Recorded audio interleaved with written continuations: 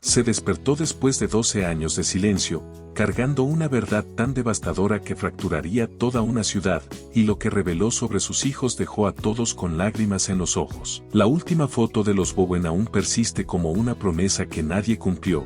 Clare de pie en los escalones delanteros bañados por el sol, con una camiseta desgastada, el cabello recogido, las manos descansando sobre los pequeños hombros de Noah, de 10 años, y Sophie, de 7, mientras su perro movía la cola borrosamente hacia el marco, mientras un vecino la captaba en medio de una risa. Esa risa que decía que la cena ya estaba casi lista y que la hora de dormir sería fácil. 3 horas después, un oficial la encontró boca abajo en una zanja fuera de County Road 12, con un zapato desaparecido, sangre empapando su cabello, y sus hijos desaparecidos sin dejar rastro. La llamada llegó a las 10:43 de la noche, posible atropello, mujer aún respirando. El oficial Lonares se arrodilló a su lado, el pulso latiendo débilmente bajo sus dedos, sus labios formando una palabra que podría haber sido un nombre antes de desvanecerse como una aguja de disco sacada de su ranura. Estabilizada y trasladada de urgencia a St. Ambrose, cayó en coma mientras, en su casa de Sycamore Street,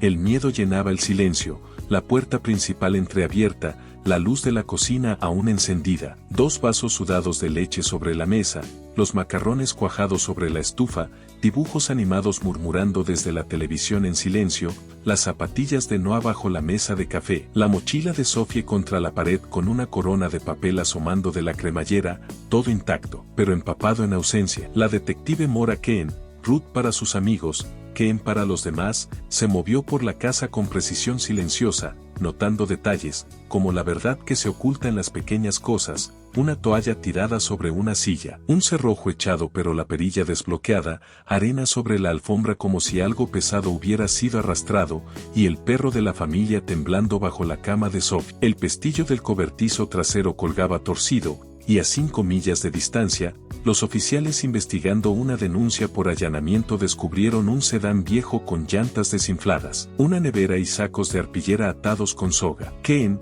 llegando con los guantes ajustados, ordenó que se embalaran las pruebas, los sacos cubiertos con fluido hidráulico y acerrín, un dije de pulsera de niño, el cabello rubio de Sophie, la chaqueta rasgada de Noah doblada sobre la tierra, y manchas que susurraban verdades que nadie quería decir en voz alta. Al amanecer, Clare yacía en una cama de hospital, el cráneo fracturado, los médicos inciertos de si alguna vez despertaría, mientras Sycamore Street se llenaba de vecinos recordando una camioneta gris detenida a las 9, golpes fuertes alrededor de las 8, un extraño caminando un pitbull frente a la puerta al anochecer. Su exesposo Daniel, con la mandíbula apretada y los ojos escondiendo un viejo miedo, juraba su inocencia hasta que las palabras perdieron sentido. Un dueño de casa de empeño habló de un hombre con un bronceado de mecánico, solvente en la ropa, que había intentado empeñar un medallón de oro antes de irse en un coche humeante. Los forenses confirmaron el cabello de Sophie y el dije de la pulsera, los sacos rastreados hasta una tienda de alimentos a kilómetros al oeste. El segundo día trajo una alerta de K9 en una cama de arroyo donde la tierra había sido alterada, sugiriendo que algo una vez enterrado había sido movido de nuevo. Esto no es un robo, dijo el sheriff, suplicante. No, respondió Ken, esto es un plan. Clavó las vidas de los Bowen en la pared de su oficina.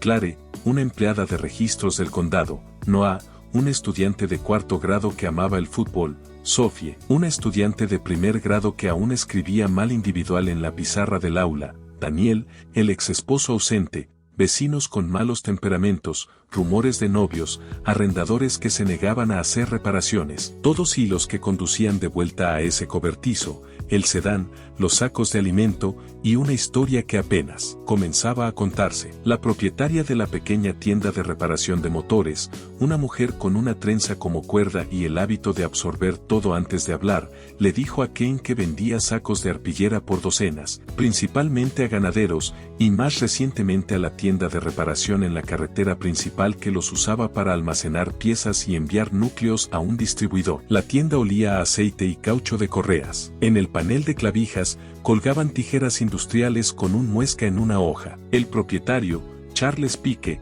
respondió a las preguntas de manera plana, su confianza solo aparente si no te acercabas demasiado. Aseguró que había estado en casa esa noche con su madre, aunque ella dijo que había estado durmiendo. Las manos de Pike, cicatrizadas y curtidas, contaban su propia historia. Una cicatriz diagonal sanada recorría su dedo índice derecho, exactamente donde una hoja podría haber atrapado si alguien hubiera estado cortando soga con prisa. Vendemos sacos toda la semana, dijo. Cualquiera puede entrar con efectivo. Kane preguntó si alguien había comprado 2 sacos en el último mes con billetes pequeños. Pike no parpadeó. Señora, va a tener que ser menos romántica y más específica. Kane sonrió, sabiendo que el juego que él pensaba que estaba ganando ya estaba perdido. El coma de Clare avanzaba como un metrónomo silencioso detrás de la investigación, marcando cada hora pasada con preguntas sin respuesta. Kane visitaba todas las noches, leyendo en voz alta los boletines escolares de los niños y la lista de compras de Clare sacada de la cocina,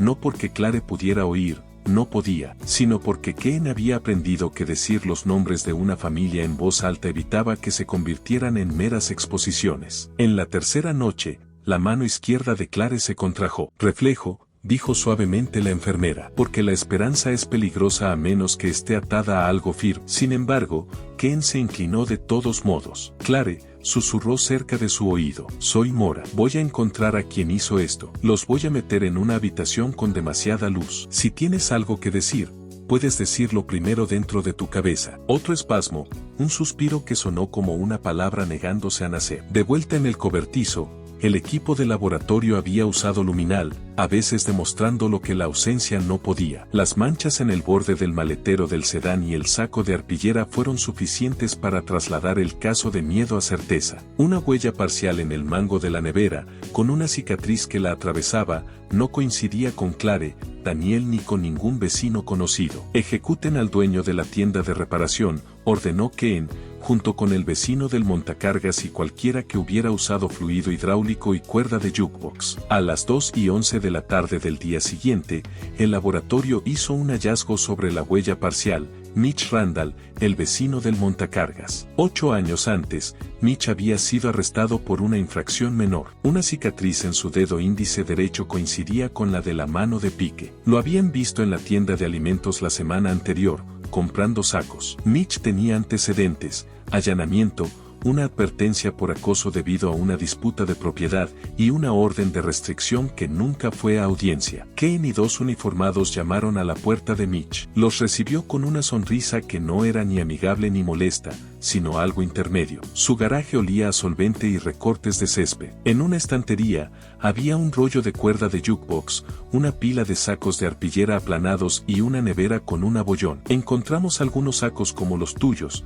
dijo Kane, casualmente, por Old Mitch. Mitch afirmó que perdía cosas todo el tiempo, incluso acusaba a la gente de robar de su porche. ¿Dónde estuviste la noche anterior?, preguntó Kane. En la cama, respondió Mitch demasiado rápido. Pregunta a mi novia. Kane mintió, diciendo que la novia no lo había visto en una semana. La sonrisa de Mitch se desvaneció, y retrocedió, quedándose en el garaje abierto sin invitarlos a entrar. Kane no insistió, pero notó la muesca en las tijeras, que coincidía con el corte en la cuerda de los sacos. Esa noche, el hospital llamó. Clare estaba mostrando respuestas deliberadas. Kane corrió a su lado, llegando a la habitación tenue donde Clare yacía, con los ojos medio abiertos, mirando al techo. Kane tomó suavemente su mano floja y preguntó, Clare, ¿la persona que vino a tu puerta era un extraño? La garganta de Clare se movió, sus labios formaron aire, pero no salió sonido. ¿Era alguien que conocías? Clare parpadeó, lentamente,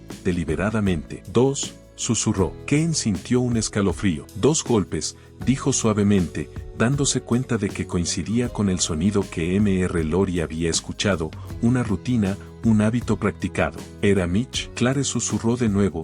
2. Las máquinas en la habitación comenzaron a tragar los pequeños sonidos. Kane se quedó de pie, sintiendo que este era el avance. 2 golpes, el ritmo de un hombre que creía que ciertas puertas debían abrirse. Kane regresó a su oficina, su investigación ahora mapeando cada conexión de Mitch Randall. Su nombre ya había surgido antes en los chismes del vecindario, un hombre conocido por su temperamento, alguien que observaba, pero rara vez ayudaba. Clavó una nueva tarjeta en el tablero con 2 golpes en el centro, encima de la foto de Clare en el hospital, los ojos medio abiertos, los tubos enmarcando su rostro como paréntesis. El caso dejó de ser una habitación vacía, era una habitación con pasos, y la mujer que había salido de la muerte para estar en su umbral acababa de decirle a Kane cómo escuchar. Mitch Randall trabajaba en trabajos ocasionales de construcción y tenía certificación de montacargas en la maderera local. Se mezclaba bien con su pequeño círculo de amigos en el bar, presentándose como un hombre común,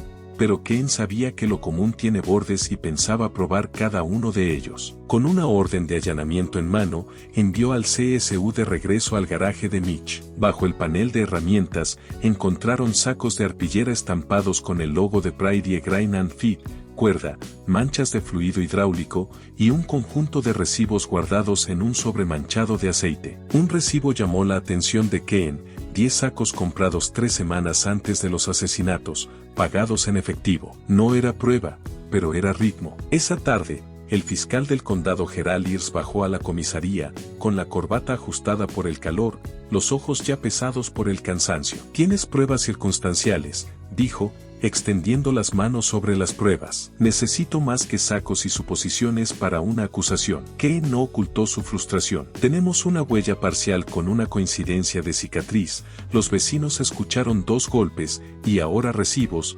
contraatacó. ¿Sabes cuán fácil es para una defensa encontrar fallos en huellas parciales o decir que esos sacos podrían pertenecer a cualquiera?, preguntó Ears, recostándose. A menos que Clare despierte y lo nombre, o encontremos cuerpos, estamos patinando sobre hielo delgado. Los cuerpos siempre regresaban a los cuerpos. La ausencia de ellos gritaba más fuerte que cualquier otra cosa. Para el día 5, la cuadrícula de búsqueda alrededor de Old Mill se amplió, con voluntarios y oficiales peinando la maleza, el aire espeso con mosquitos y las botas crujiendo a través de la hierba seca. Un oficial hizo señales a Kane hacia una depresión poco profunda cerca de la línea de árboles donde, medio enterrado bajo hojas y limo, yacía otro saco de arpillera. Estaba podrido y abierto, revelando trozos de tela que más tarde serían identificados como el vestido de Sophie, mezclado con leves rastros de sangre seca, casi disueltos por el tiempo y la lluvia. Kane se quedó al borde del agujero más tiempo del requerido por el protocolo. No lloró,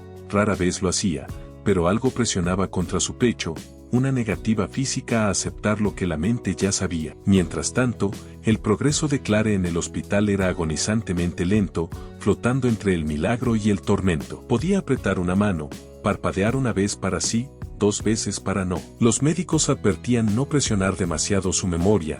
El trauma podría distorsionar los recuerdos. Pero Kane se sentaba con ella durante horas, hablándole suavemente, recordándole a Clare a sus hijos, a los sacos. Los encontramos. El dije de pulsera de tu hija estaba allí. Creemos que Mitch puede estar involucrado. ¿Lo conocías? Clare parpadeó una vez. Sí. ¿Él vino alguna vez a tu casa antes de esa noche? Un parpadeo lento. 2 veces. Kane frunció el ceño. Si Mitch no había sido un visitante antes, los 2 golpes no eran aleatorios, estaban ensayados, una señal. Clare, susurró Kane, inclinándose cerca. Solo era Mitch. Silencio. Luego, inesperadamente, Clare levantó su mano lo suficiente para golpear 2 dedos débilmente contra la manta. 2 golpecitos. 2 hombres. El caso se abrió de golpe. Mitch no había actuado solo. La pregunta ahora era, ¿quién más había entrado en esa casa? Charles Pike, el dueño de la tienda de reparación de motores, volvió a aparecer en el tablero. Compró sacos,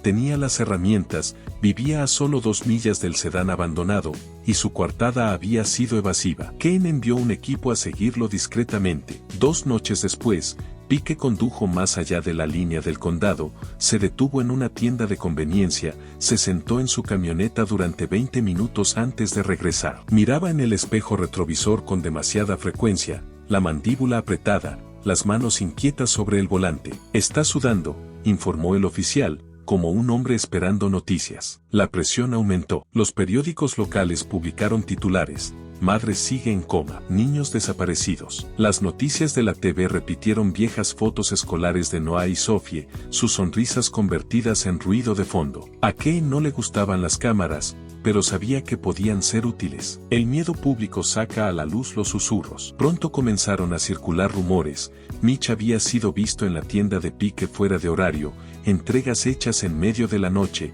dinero cambiando de manos. Un consejo despertó a Ken a las 3 de la mañana. Un mensaje de voz decía que Mitch había presumido meses antes: si tocas 2 veces, ella sabrá que soy yo. El laboratorio de forenses extrajo nuevos resultados de las manchas en el maletero del sedán. La sangre coincidía con la de Noah. Eso fue suficiente para que Irsa aprobara una orden de allanamiento. Los oficiales invadieron la propiedad de Mitch al amanecer. Enterrado bajo madera rota y tuberías oxidadas, encontraron una bolsa de herramientas de lona con un martillo dentro. Su mango estaba envuelto en cinta negra, pequeños restos de sangre aún visibles en la cabeza. El ADN confirmó que coincidía con el de Clare. Cuando Ken confrontó a Mitch en la sala de interrogatorios, él se encorvó, brazos cruzados, ojos entrecerrados. «Has estado revisando mis cosas», murmuró. Ken deslizó la foto del martillo sobre la mesa. «Eso no es una cosa. Eso es agresión con intención de matar a una madre frente a sus hijos». Mitch sonrió, pero la comisura de su boca se movió. «Demuestra que fui yo», dijo. «Lo vamos a hacer», respondió Ken, inclinándose. «Pero aquí está el problema, Mitch. Clare está despertando y recuerda los 2 golpes». Por primera vez, la sonrisa de Mitch vaciló, apenas, pero lo suficiente para que Ken lo percibiera. «Two men were there», insistió ella. «No fuiste solo tú. ¿Quién era tu compañero?» La mandíbula de Mitch se tensó. Miró el espejo en la pared, el cristal que sabía que en realidad no era cristal en absoluto. Por primera vez en la entrevista, se quedó en silencio. Esa noche, Ken escribió en sus notas de caso: «Mitch Randall es culpable, pero la culpa tiene una sombra. Alguien más estuvo allí, y esa persona puede ser más peligrosa de lo que Mitch jamás fue». Y en el suave zumbido de la sala del hospital, Clare se movió de nuevo. Sus ojos parpadearon, y sus labios formaron una palabra. La enfermera se inclinó, pidiéndole a Clare que la repitiera. Esta vez, fue más clara: un solo nombre, el nombre del segundo hombre. La voz de Clare, como papel de lija arrastrado sobre piedra, era áspera y débil, pero era un sonido, un nombre, el detonador. Ken se quedó al pie de la cama, repitiendo las sílabas en su mente. El nombre no era solo un nombre, era una clave para la siguiente parte de la historia, la que estaba a punto de desplegarse. Charles Pike, el reparador de motores pequeños con las manos manchadas de solvente, siempre había sido el tipo callado, calculador. Compraba sacos de arpillera al por mayor, enviaba núcleos, y pasaba su tiempo libre con Mitch Randall, un hombre cuyo temperamento era como la yesca. Pero no solo Mitch. Nunca había sido solo Mitch. Por la mañana, Ken hizo traer a Pike para interrogarlo. Sin esposas, aún no, solo una conversación. Se sentaron frente a la mesa gris, la grabadora zumbando suavemente entre ellos. «Te han visto con Mitch Randall», comenzó Ken, su voz firme, casi suave. «Vecinos, empleados de la tienda de alimentos, incluso un dueño de casa de empeño los puso juntos». Pike se rascó una cicatriz en su antebrazo, los ojos entrecerrados. «A veces me pide prestadas herramientas. No significa que sea su guardián. Compré sacos. Yo envío núcleos. Todos lo saben». Ken no parpadeó. «Estuviste cerca de Old Mitch Road la semana en que atacaron a Clare Bowen». Pike sonrió con desdén, su voz goteando desdén. «¿Eso es lo que te dijo ella? La señora despierta de un coma y de repente es la oráculo de Delhi». Ken se inclinó hacia adelante, deslizando la foto de la evidencia sobre la mesa, el saco con el dije de pulsera de Sophie enredado en las fibras. «¿Tocaste esto?», dijo, su voz tranquila pero firme. «El laboratorio me lo dirá cuando pregunte. Solo quiero saber si prefieres decírmelo primero». Por primera vez, la mandíbula de Pike se movió, un sutil rechinar de dientes. «No sabes una maldita cosa», murmuró, pero sus palabras salieron quebradas. Mientras tanto, Clare luchaba por reconstruir su mundo. Cada palabra le costaba,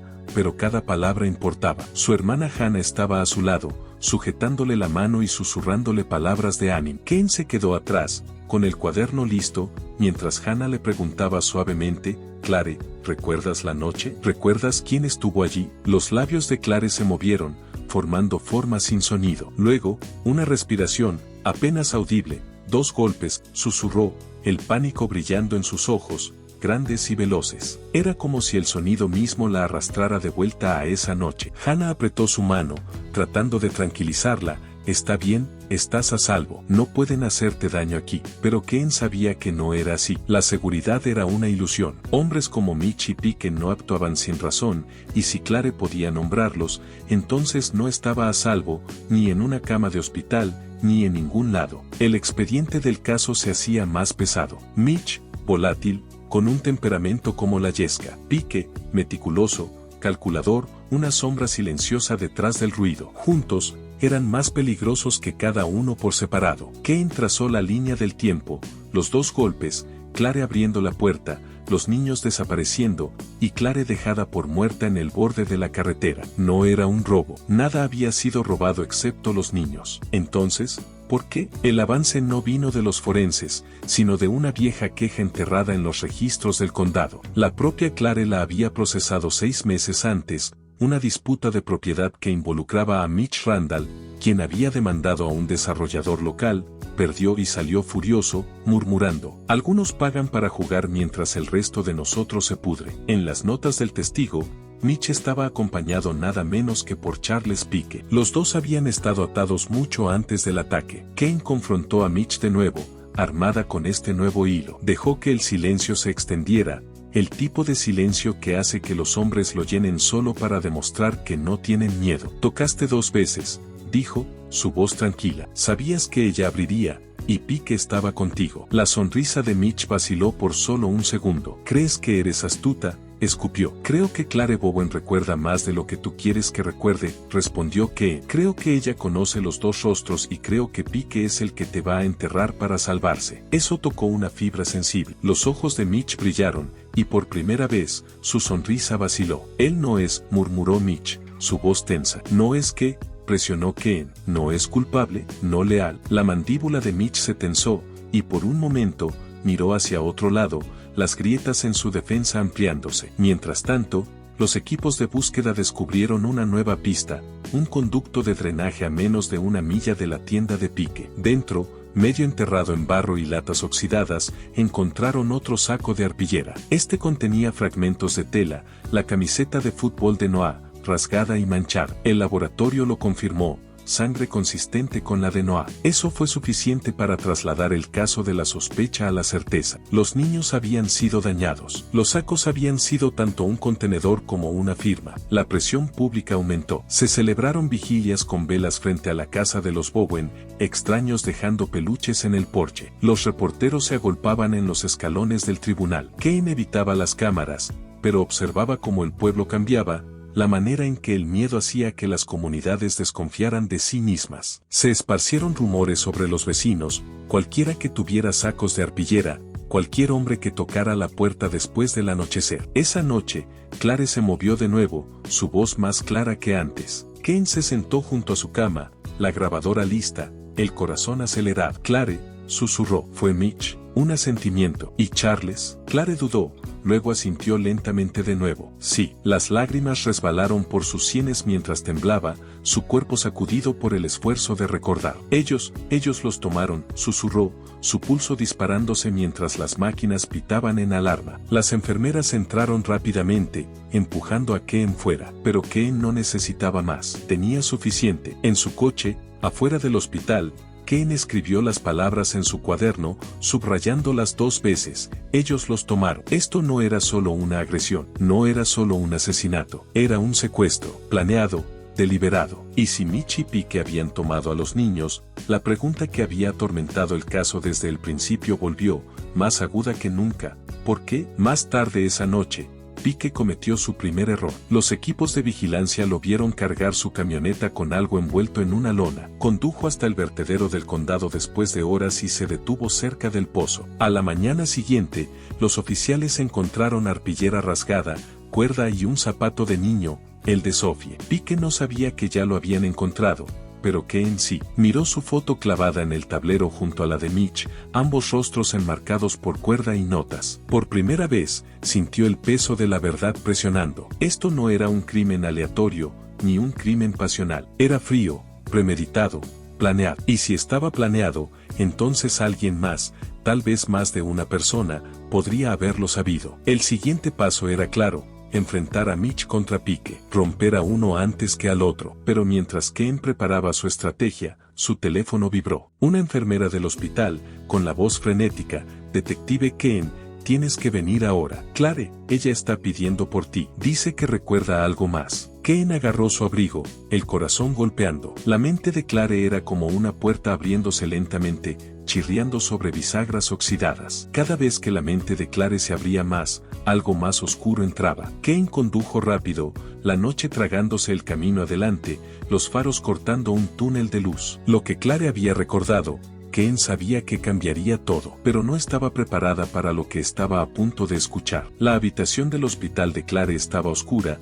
salvo por el pulso verde del monitor y el zumbido de las máquinas llenando el silencio entre respiraciones. Keen se sentó a su lado, la grabadora equilibrada sobre su regazo, el bolígrafo flotando sobre el cuaderno. Habían pasado 36 días desde que Clare abrió los ojos por primera vez. La voz de Clare, débil pero más firme ahora, rompió el silencio. Recuerdo, susurró. Hannah se inclinó más cerca, apretando la mano de su hermana. Keen asintió ligeramente, dejando que el silencio sacara el recuerdo, sin forzarlo. Estaba callado esa noche, dijo Clare. Los niños ya estaban en pijamas. Sophie quería otra historia. Noah se estaba cepillando los dientes. Yo solo apagué la luz del porche cuando lo escuché. Sus ojos se cerraron, como si todavía pudiera oírlo. 2 golpes. El bolígrafo de Keen no se movió. Sabía el peso de la repetición. El trauma a menudo giraba en torno a los mismos fragmentos, pero esto era diferente. El tono de Clare había cambiado. Pensé que era Mitch, dijo,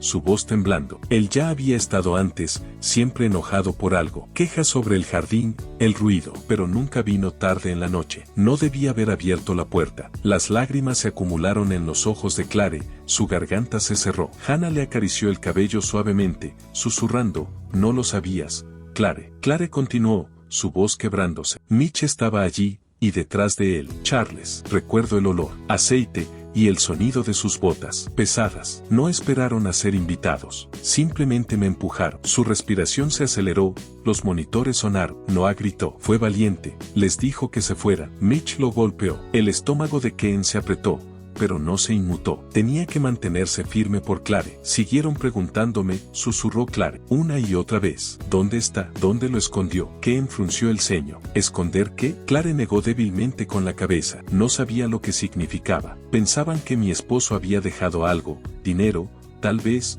o algo que les debía. Pensaban que estaba mintiendo. Su esposo había muerto 2 años antes en un accidente de carretera, dejando a Clare con una hipoteca y poco más. No me creyeron, dijo, su voz temblando. Mitch me agarró. Charles llevó a los niños al salón. Podía escuchar a Sophie llorando. Noah le gritaba que no la tocara. Entonces su voz se quebró. Hannah sollozó en silencio, pero permaneció a su lado. Luego Charles regresó, continuó Clare, dijo, ella no está hablando. Mitch me golpeó con algo pesado. Todo se volvió negro. Keen sintió que las palabras se alojaban en su pecho. El martillo, los sacos, la planificación. No había sido violencia al azar. Había sido calculado, una extorsión, un castigo por algo que no existía. Se inclinó hacia adelante. Clare, ¿cuándo despertaste en la carretera? ¿Recuerdas haberlos visto otra vez? Los ojos de Clare se abrieron más, su respiración superficial. Asintió débilmente. Sí, los abrí solo por un segundo. Estaba en el maletero. Olía a aceite y sangre. Podía escuchar a los niños. Todavía estaban vivos entonces. Noah susurrando a Sophie que se quedara callada. Mis bebés aún estaban vivos. Su voz se rompió por completo, sollozo sacudiendo su frágil cuerpo. Las máquinas pitaban más rápido. Las alarmas sonaron hasta que las enfermeras entraron corriendo, revisando los signos vitales y susurrando palabras tranquilizadoras. Keen dio un paso atrás, luchando contra sus propias lágrimas, porque Clare acababa de confirmarlo. Los niños habían sobrevivido a la casa, sobrevivieron al primer ataque. En algún lugar entre el maletero y los sacos, los silenciaron. Keen dejó el hospital esa noche con un nudo en el estómago. Se ajustó el abrigo contra el aire otoñal, los faros barriendo el estacionamiento. El testimonio de Clare le dio ventaja, pero también le dio horror. Ahora sabía lo que los sacos realmente eran, no solo contenedores, no solo pruebas, eran ataúdes. A la mañana siguiente, Keen lo expuso todo al fiscal Ears. Ellos buscaban algo que no existía, dijo sin emoción. Pensaban que el esposo de Clare les debía dinero. La castigaron a ella, castigaron a los niños. Ears se frotó las sienes. Tenemos suficiente para presentar cargos. Intento de asesinato de Clare, cómplice de secuestro, probablemente primer grado en los niños y el laboratorio lo confirma. Pero los jurados quieren cuerpos, dijo Keen, golpeando la mesa más fuerte de lo que quería. No necesitamos cuerpos. Tenemos sacos, sangre, ropa, testimonio. Tenemos las palabras de Clare, y ella los vio. Earls se recostó. Si aguanta el contrainterrogatorio, eso pesará más que cualquier otra cosa. De vuelta en el interrogatorio, Ken presionó a Pike. Esta vez, no preguntó, le dijo, Clare te recuerda, Charles. Ella recuerda que llevaste a los niños. Recuerda escuchar sus voces en el maletero. ¿Sabes lo que eso significa? La sonrisa de Pike desapareció. El rostro de Pike palideció. Ken se inclinó hacia adelante. Significa que estaban vivos cuando cerraste la tapa, y nunca vas a convencer a un jurado de lo contrario. Mitch podría arrastrarte con él, pero si me das la verdad ahora, si me dices dónde están los cuerpos, podría salvarte de la aguja. Silencio. El tipo de silencio que devora los segundos como si fueran horas. Luego Pike se rió, no fuerte, no largo, pero aguda y fragmentada. ¿Crees que ella recuerda? Se burló. Estaba medio muerta. No sabe lo que vio, y aunque lo haga, se inclinó hacia adelante, sus ojos negros como alquitrán. Nadie va a encontrar a esos niños. No donde los dejamos. La mandíbula de Ken se apretó. Cada hueso de su cuerpo quería estamparlo contra la pared. En lugar de eso, se levantó, recogió el expediente y salió, porque tenía lo que necesitaba. No una confesión, sino confirmación. Pike le había dicho la verdad sin darse cuenta. Nosotros, no yo. Se había atado a Mitch. Con esa sola palabra, todo el caso dio un giro. Esa noche, Clare se sumió en sueños febrilmente distorsionados. Hannah se sentó junto a su cama, acariciándole el cabello. En un momento, Clare se despertó de un salto, los ojos desorbitados, susurrando, los sacos. No dejen que se lleven los sacos. Hannah lloró, abrazando fuertemente a su hermana, susurrando, nunca más te quitarán nada. Pero ambas sabían la verdad. Algo ya había sido robado, algo que nadie podría devolver. La detective Ken se quedó mirando el tablero en su oficina mucho después de la medianoche. Las fotos de Noah y Sophie sonreían desde sus retratos escolares, sujetas con tachuelas contra un mapa salpicado de alfileres y cuerdas. Le susurró como si todavía estuvieran vivas. Los encontraré, te lo juro por Dios, los encontraré. Porque incluso en la ausencia de cuerpos, incluso en la niebla del trauma, incluso en el silencio de los hombres que pensaron que habían enterrado sus pecados para siempre, todavía había una voz de madre saliendo de un coma para nombrar nombres. Y Ken la creyó. Pero justo cuando Ken comenzó a planear el arresto, surgió otro problema. Alguien con dinero e influencia había estado pagando los honorarios legales de Pike en silencio, de manera constante. Y eso significaba que este caso no se trataba solo de dos hombres violentos en la oscuridad. Se trataba de la sombra detrás de ellos. La verdadera razón por la que la familia de Clare había sido destruida. La detective Ken se sentó sola en la sala de conferencias de la comisaría, el tablero de evidencias extendido sobre la pared como un mapa de la pesadilla de alguien. Cada hilo, cada fotografía, cada palabra susurrada por Clare Bowen desde su cama de hospital, todo giraba de nuevo hacia Mitch Randall y Charles Pike. Pero ahora había algo más, una sombra que el dinero siempre proyecta. Pike no parecía un hombre que pudiera permitirse un abogado. Sin embargo,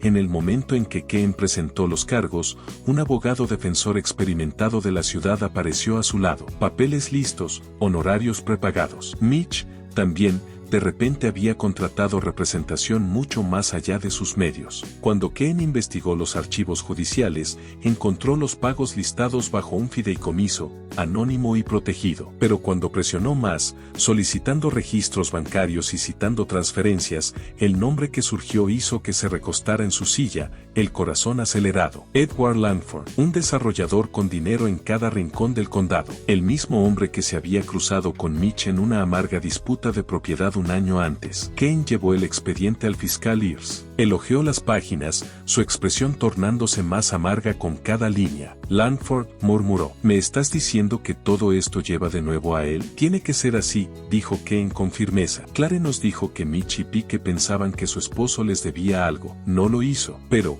¿quién los convenció de lo contrario? ¿Quién plantó la idea de que los Bowen tenían dinero o secretos o algo por lo que matar? Mitch y Pike no son genios criminales. Son instrumentos toscos. Alguien tuvo que señalarlos hacia esa casa. Earls se frotó las sienes. Langford es intocable. Tiene jueces en su bolsillo. Necesitarías algo más fuerte que una inferencia para arrastrarlo a esto. Ken se inclinó hacia adelante, bajando la voz. Entonces lo encontramos. Seguimos el dinero. Seguimos a los hombres, y lo hacemos indiscutible. Esa noche, Ken volvió a la tienda de alimentos, el lugar donde tanto Mitch como Pike habían comprado sus sacos. Le preguntó a la dueña si alguna vez había vendido al por mayor a Langford o a alguien relacionado con él. La mujer vaciló, mirando hacia un lado. El número de Langford, murmuró, pero su conductor vino una vez, compró todo un paquete, pagó en efectivo, dijo que era para cargar mantillo. El pulso de Ken se aceleró. ¿Recuerdas cuándo? Hace un año, tal vez más. Antes de los Bowen. Antes de todo esto. Mantillo, arpillera, los mismos materiales ahora ligados a la desaparición de una familia. En el hospital, la fuerza de Clare creció poco a poco. Su habla aún titubeaba, pero ahora podía formar oraciones, podía llevar a Ken a través de esa noche. Seguían diciendo, el nombre de Langford, susurró Clare, sujetando la mano de Hannah. Dijeron que tu esposo le robó. Dicen que lo escondió contigo. Les dije que estaban equivocados, pero no escucharon. La garganta de Ken se apretó. Clare, ¿estás segura? ¿De verdad dijeron el nombre de Langford? Un asentimiento, débil, pero seguro. Ya no era solo un rumor, era un testimonio directo. Ken se movió rápido, sacó los registros telefónicos, rastreando llamadas entre Pike y el conductor de Langford. Docenas de ellas, tarde en la noche, agrupadas en las semanas previas al ataque a los Bowen. Rastreó los depósitos bancarios de Mitch, pequeñas sumas irregulares de efectivo, siempre después de una reunión cerca de la oficina de Langford en el centro. El patrón estaba claro, Mitch y Pike estaban siendo alimentados, abastecidos y posiblemente pagados. ¿Pero por qué apuntar a los Bowen? ¿Por qué a ellos? La respuesta apareció enterrada en antiguos registros de hipotecas. El difunto esposo de Clare, Mark Bowen, había hecho trabajos de topografía para la empresa de desarrollo de Langford, pequeños trabajos, mapas de parcelas, líneas de límites, pero un registro se destacó, un terreno justo más allá de Old Meat Road, un terreno que Langford quería, un terreno atado a un título desordenado. Mark Bowen había firmado esa topografía, y meses después, cuando Langford presionó para comprarlo barato, descubrió que Bowen había hecho anotaciones en el archivo, anotaciones legales que complicaban la venta, anotaciones que podrían costarle millones a Langford, pero Mark había muerto en un accidente de tráfico antes de que alguien hiciera preguntas, y Langford, paranoico y despiadado, se convenció de que Bowen había guardado documentos, evidencia, tal vez incluso dinero. Así que envió a Mitch y Pike a recuperarlo de Clare. Ken miró la evidencia extendida sobre su escritorio. Un padre muerto, una madre en coma, 2 niños desaparecidos, y detrás de todo, un hombre con traje sentado en su oficina de vidrio, con las manos limpias y el dinero fluyendo. Era más que asesinato, era erradicación. Una familia destruida no por impulso, sino por cálculo. Las órdenes de arresto llegaron lentamente. Ears dudó. Los jueces se resistieron. Los abogados de Langford amenazaron con enterrar al condado en litigios. Pero Ken presionó más fuerte. Una noche, confrontó a Mitch en la celda. ¿Crees que Langford te protegerá?, preguntó, su voz aguda. Ya compró tu silencio, pero cuando llegue el juicio, te soltará. Tú cargarás con la culpa. Pike también. Él saldrá libre. ¿Eso es lo que quieres? Mitch miró hacia otro lado, su mandíbula tensándose. Por primera vez, su arrogancia vaciló. Dijo que sería fácil, murmuró Mitch. Entrar y salir. Solo asustarla. Encontrar los papeles. Eso es todo. Pero los niños no dejaban de gritar. Las palabras golpearon a Ken como agua fría. Ahí estaba. La verdad, medio susurrada, medio negada, pero verdad al fin. No se trataba de dinero. No realmente, se trataba de control, de silenciar a cualquiera que pudiera tener un trozo de papel que pudiera dañar a Langford. Ken llevó la declaración a Ears. Él la leyó 2 veces, luego cerró el expediente con un suspiro. Iremos por conspiración para cometer asesinato, cómplice, fraude, lo que sea que se pegue. Pero Ken no estaba satisfecha. Quería a Langford mismo. Lo quería con las manos esposadas. Esa noche, la detective Ken condujo hasta la casa de Clark. El porche aún se hundía. Las luces seguían encendidas, tenues. En la mesa del interior, sin tocar desde esa noche, estaban los vasos de leche de los niños. Se sentó en la encimera de la cocina y los miró hasta el amanecer. En su cuaderno, escribió: no fueron asesinados por casualidad, fueron asesinados por orden. Y hasta que Langford esté donde Mitch y Pike están, este caso no estará terminado. A la mañana siguiente, Ken recibió una llamada. El equipo de excavación que peinaba la antigua cuneta de drenaje en Old Meat Road había encontrado algo. Otro saco de arpillera, esta vez dentro de un pequeño zapato. El de Sophie, confirmado nuevamente, pero más profundo en el barro, envueltos en plástico, encontraron papeles dañados por el agua, frágiles, pero legibles. Notas de la topografía. La letra de Mark Bowen. Los márgenes marcados con iniciales. E.L. Prueba de que la mano de Langford había estado en esto desde el principio. Kim condujo de vuelta a la estación, el saco en su maletero, las manos agarrando el volante con fuerza, lo suficiente para dejar marcas. Por primera vez, sintió el caso volverse. Mitch y Pike ya estaban condenados, pero Langford, el hombre que pensaba que su dinero podía borrar a una familia, finalmente estaba al alcance, y ella tenía la intención de sacarlo a la luz. El tribunal olía a cera y nervios. Las filas de bancas de madera estaban llenas de habitantes del pueblo que habían seguido cada titular, cada vigilia, cada rumor susurrado desde esa noche en 1998. Los Bowen ya no eran solo una familia, se habían convertido en un símbolo. En un lado del pasillo estaba Clare Bowen, frágil pero erguida en su silla de ruedas, con la mano de Hannah sobre su hombro. Clare llevaba una blusa sencilla, el cabello recogido, los tubos de oxígeno en su lugar. Se veía más pequeña que en las fotos que los medios habían despegado en las portadas, pero sus ojos estaban firmes, fijos al frente. Al otro lado estaba Edward Langford, traje caro, cabello plateado peinado hacia atrás, postura relajada como si estuviera en una junta directiva en lugar de acusado de conspiración y asesinato. A su lado estaban 3 abogados de la ciudad, maletines llenos de emociones, listos para desacreditar, desviar y destruir. Mitch y Pike ya habían sido vinculados. Sus confesiones, medio susurradas y llenas de excusas, habían asegurado las acusaciones. Ahora comenzaba la verdadera batalla, probar que Langford los había señalado como armas contra los Bowen. La detective Kim tomó asiento en la mesa de la acusación, los archivos apilados, las evidencias etiquetadas. Había luchado por este momento a través de barro, sangre y muros burocráticos. Ahora todo dependía de si un jurado de 12 podía ver más allá de la riqueza de Langford hasta la podredumbre que había debajo. Las declaraciones iniciales marcaron el tono. El fiscal Ear se levantó primero, su voz firme pero tranquila. Este caso trata sobre el poder, dijo. Se trata de un hombre que creyó que su dinero y su influencia le daban derecho a borrar a cualquiera que se interpusiera en su camino. Mark Bowen hizo anotaciones en las notas de la topografía que amenazaban el desarrollo millonario de Edward Langford. Mark Bowen murió en un accidente. Meses después, Langford envió a 2 hombres, Mitch Randall y Charles Pike, a la puerta de Clare Bowen. Los envió para asustarla hasta que se quedara callada. Pero lo que ocurrió después no fue silencio, fue asesinato. Un murmullo recorrió la galería. Luego se levantó la defensa. El abogado principal de Langford, elegante como una hoja, sonrió al jurado. Lo que oirán es una tragedia, una madre atacada, niños desaparecidos. Pero tragedia no significa culpabilidad. Mi cliente no tenía razón para apuntar a los Bowen. No hay evidencia física que lo vincule con este crimen. Lo que ofrece el Estado es especulación, rumores, el testimonio poco confiable de una mujer cuya memoria se formó a través de la niebla de un coma de 12 años. Señoras y señores, la memoria es frágil. El dinero puede comprar abogados, pero no puede comprar culpabilidad donde no existe. El duelo había comenzado. Clare testificó el segundo día. La sala del tribunal se silenció mientras ella avanzaba en su silla de ruedas, Hannah apoyándola. Su voz era débil, pero el micrófono captaba cada sílaba. Tocaron 2 veces, dijo, sus ojos nunca dejando a Langford. Mitch me empujó. Charles llevó a mis niños. Seguían diciendo, ¿dónde está? ¿Dónde lo escondió? Dijeron el nombre de Langford una y otra vez. Pensaron que Mark dejó algo conmigo. No lo hizo. No había nada. Las lágrimas rodaron por sus mejillas,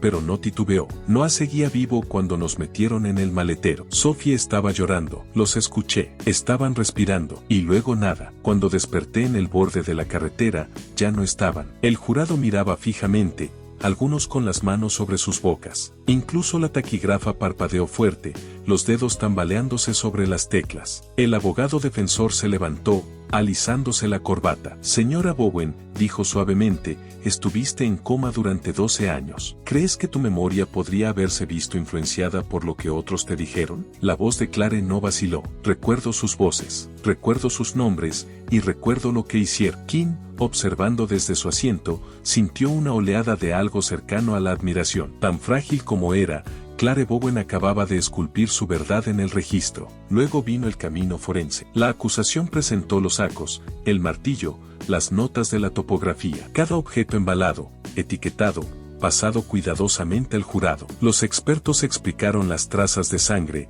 las fibras, la letra que coincidía con las iniciales de Langford. La defensa contrarrestó con mociones para suprimir, objeciones sobre contaminación, afirmaciones de coincidencia. Pero cada vez, Ears avanzó, tranquilo e implacable. El punto de inflexión llegó con la declaración grabada de Mitch. En la pantalla, un video granuloso lo mostraba encorvado en la silla de interrogatorio, los ojos enrojecidos. Sería fácil, murmuró Mitch, solo asustarla, encontrar los papeles. Eso es todo. Pero los niños no dejaban de gritar. La sala se congeló. El jurado se inclinó hacia adelante. La defensa intentó objetar, pero el juez lo permitió. Las palabras quedaron. En el contrainterrogatorio, Pique intentó retroceder. Afirmó que Mitch había actuado solo, que Langford nunca dio órdenes, que él mismo había sido arrastrado sin querer. Pero cuando le mostraron los registros bancarios, los depósitos rastreados hasta el conductor de Langford, su silencio dijo más que cualquier negación. King lo observó derrumbarse,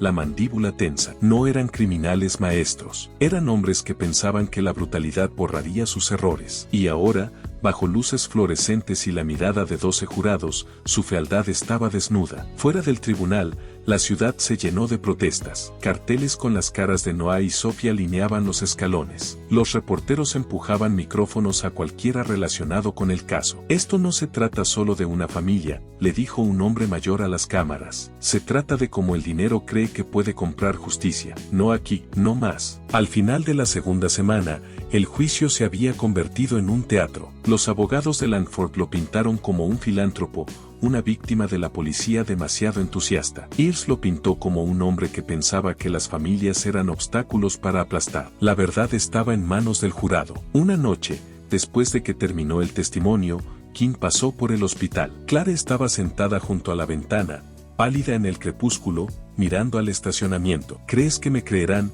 preguntó suavemente. King tiró una silla a su lado. Creo que ya lo hacen. Los labios de Clare temblaron. Solo quiero que mis hijos sean vistos, no solo como víctimas, sino como ellos mismos. King asintió, tragándose el nudo en su garganta. Eso es lo que es este juicio. Asegurarse de que no los olviden. Asegurarse de que el mundo sepa quién los tomó. El jurado deliberó durante días, cada hora estirada, los pasillos del tribunal zumbando con susurros. El tercer día, la noticia se esparció. Se había llegado a un veredicto. La sala del tribunal se llenó de nuevo, el aire tan pesado que parecía como si fuera a estallar. Clare fue llevada al frente, con la mano de Hannah agarrada a la suya. Langford se sentó rígido, los labios presionados en una línea delgada. El presidente del jurado se puso de pie, con el papel en la mano. Nosotros, el jurado, encontramos al acusado, Edward Langford. El silencio se rompió como cristal. Culpable en todos los cargos. Un suspiro se levantó, mitad alivio, mitad dolor. Clare bajó la cabeza, sollozando en los brazos de Han. Ears exhaló, los hombros finalmente relajados. King cerró los ojos, dejando que las palabras se hundieran en sus huesos. El rostro de Langford no parpadeó, pero sus nudillos se expandieron sobre la mesa. Por primera vez, el poder se le escapaba de las manos. La voz del juez resonó, prisión de por vida sin posibilidad de libertad condicional. Fuera, la multitud estalló. Porras, lágrimas, cantos de los nombres de los niños. Los reporteros se empujaban, las cámaras destellando, pero King se desvió tranquilamente, el ruido desvaneciéndose detrás de ella. Condujo de regreso a la casa de los Bowen, ahora en silencio, el porche hundido bajo el peso del tiempo. En la encimera de la cocina, 2 vasos de leche aún estaban allí, reliquias sin tocar de la última noche. Puso su mano contra la madera,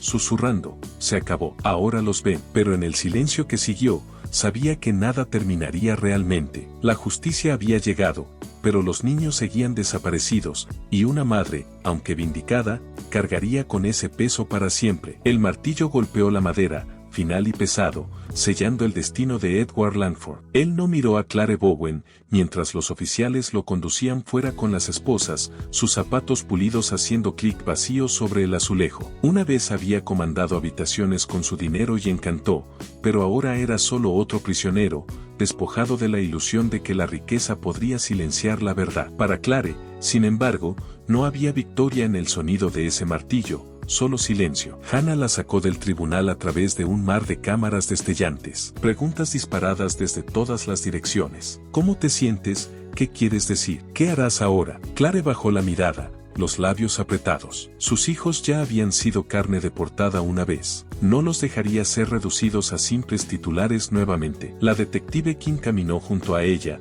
bloqueando a los reporteros con un brazo firme. La multitud se abrió, no por cortesía, sino por asombro. Esta era la mujer que había llevado la memoria como una antorcha a través de la oscuridad. La madre que había vuelto después de 12 años de silencio para hablar por sus hijos. Pero el rostro de Clare era un mapa de agotamiento, de un dolor que ningún veredicto podría borrar. Una semana después, el cementerio estaba en silencio bajo un cielo gris. Las hojas susurraban en el viento frío, frotándose contra las lápidas pulidas por la lluvia. Dos nuevas marcas se erguían lado a lado, sus inscripciones grabadas con cuidado. Noah Bowen, 8 años. Sophie Bowen, 6 años. Niños queridos, nunca olvidados. Clare se sentó frente a ellos, su silla de ruedas acurrucada en la hierba. Hannah se arrodilló a su lado, una manta envuelta alrededor de sus hombros. Kim se quedó atrás, dándoles espacio, observando cómo Clare extendía una mano temblorosa para trazar los nombres de sus hijos. Su voz era un susurro, pero se escuchaba. Mis queridos, ya está hecho. Los hombres que les hicieron daño nunca caminarán libres nuevamente. El que los envió morirá tras las rejas. Pero cambiaría cada veredicto, cada titular, solo para escuchar su risa una vez más. Las lágrimas resbalaron por su rostro, suaves y sin restricciones. Lo siento tanto, no pude detenerlo. Lo intenté, abrí la puerta y no sabía lo que venía. Por favor, perdónenme. Hannah sollozó en silencio a su lado, apoyando su cabeza sobre el hombro de Clare. El silencio que siguió fue casi insoportable, el tipo de silencio que presiona hasta los huesos. Kim dio un paso adelante, luego, arrodillándose para estar a la altura de Clare. No los fallaste, dijo firmemente. Sobreviviste cuando nadie pensaba que lo harías. Recordaste cuando todos dudaron de ti. Les diste una voz. Eso es más de lo que cualquiera podría pedir. Clare la miró, los ojos enrojecidos, buscando. ¿Importa? Ellos siguen desaparecidos. La garganta de Kim se apretó. Quería decir sí,